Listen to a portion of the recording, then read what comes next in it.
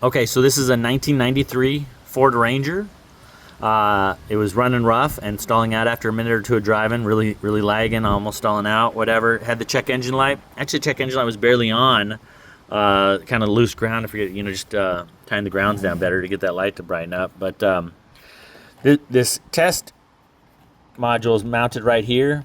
There's a video going about this that shows you how to pull this off. I don't know if it tells you exactly where to pull it off, but it's, so there's the battery, and it's right here, and on the back side, you pull it off, and you take the cap off, and then you jump it. And so there's another video that shows it, and then you read the check engine light flashes on the dash, and sure enough, it pointed to the ICM.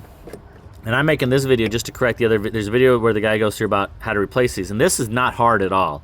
I was afraid that I was going to take the AC compressor off to get better access because, the hole, he was saying like this hole has to be, this bolt is very important, it's a ground, and it's not. In fact, not only is this not the ground, there's not even a spot on the intake this like mounts the intake manifold there or something, and there's not even a spot there for a bolt in that hole.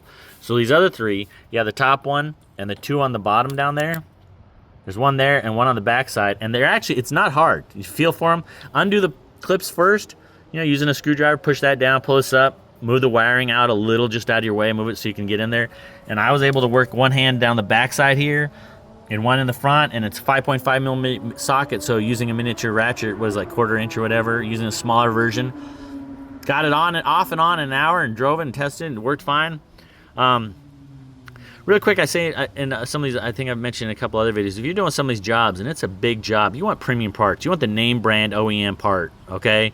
For example, my Ford F-150, when I changed the rear axle seals on it, I forget what parts store I got them for, but one of these, where they sell their own generic parts, whatever. And the next day, the axle seals were leaking. And I ended up getting the original from Ford for like $2 more per seal. I mean, there wasn't that much more. And it was a big job. That's an all-day job. So if it's something that's going to be a big job, you want that premium stuff. But like here, this was not hard to do at all. It took about an hour. So, and I had a feeling about it, but even if not, the cost savings was massive on this. This OEM from like Napa was over $250 for an AC Delco, whatever, Motorcraft version. And I got this one on Amazon. Thankfully, a lot of the stuff on Amazon, is really poor quality, or they say, these videos, some guys have, and I've actually experienced that, but thankfully this worked, or it is working now at least, and we'll see how long it works. But this was like $50 on Amazon. So, and I have an app, if you list jobs on superservice.app, if you need work done, maybe there's neighborhood mechanics that you can rate and review better.